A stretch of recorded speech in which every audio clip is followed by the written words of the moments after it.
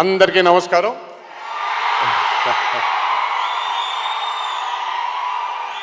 ఇవాళ ఇందాక నుంచి నేను చెప్పింది ఏంటంటే, నాకు కర్ణాటకకి రావడం చాలా అంటే అమ్మమ్మ వాళ్ళ ఇంటికి వెళ్ళినట్టు ఉంటుంది.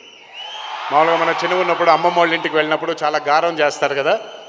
సో మాకు మా తాతగారింట్లో నుంచి ఇప్పుడు మా అమ్మమ్మ గారి ఇంటికి వచ్చినట్టు ఉంటుంది ఎప్పుడు వచ్చినప్పుడు కూడా. ఈరోజు చాలా ఆనందంగా ఉంది. కిమ్స్ హాస్పిటల్స్ని ఇక్కడ నా చేతుల మీదుగా లాంచ్ చేయడం, ఓపెన్ చేయడం. తాతగారు ఇక్కడికి వచ్చారు 1983 మే 20న ఆయన ఇక్కడ శంకుస్థాపన చేయడం జరిగింది. మళ్ళీ ఇన్ని సంవత్సరాల తర్వాత మళ్ళీ అదే మార్చ్లో జరగడం నిజంగా ఇది నా పూర్వజన్మ సుకృతం.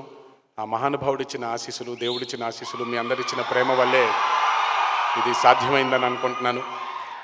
భాస్కర్ గారు, ఇక్కడ ఉండే కిమ్స్ ఫ్యామిలీ ఎప్పుడూ నాకు అపరిచితులు కారు, నాకు కుటుంబ సభ్యుల్లాగా. నాకు 2009లో యాక్సిడెంట్ జరిగినప్పుడు నా ప్రాణం కాపాడింది భాస్కర్ గారు, కిమ్స్ హాస్పిటల్, మా గురువారెడ్డి గారు, అందరూ బాధ్యులు దీనికి. ఆ జన్మంతం రుణపడిపోయి ఉంటాను. ఈరోజు అద్విక్ అండ్ అభి, నా ఇద్దరు తమ్ముళ్ళు, ఈ భాస్కర్ గారి విజన్ని ముందుకు తీసుకెళ్ళడం నిజంగా నిజంగా నిజంగా చాలా ఆనందాన్ని కలుగజేస్తుంది.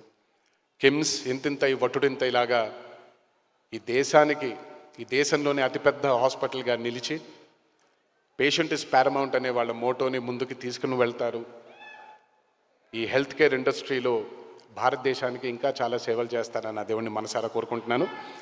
ఇక్కడికి విచ్చేసిన అభిమాన సోదరులందరికీ, బయట ఇంకా చాలామంది ఉన్నారు, వాళ్ళందరికీ కూడా నా ధన్యవాదాలు, నా అభిమానాలు. మీ అందరికీ ఎప్పుడూ అడిగేది ఒకటే, జాగ్రత్తగా ఇంటికి వెళ్ళండి.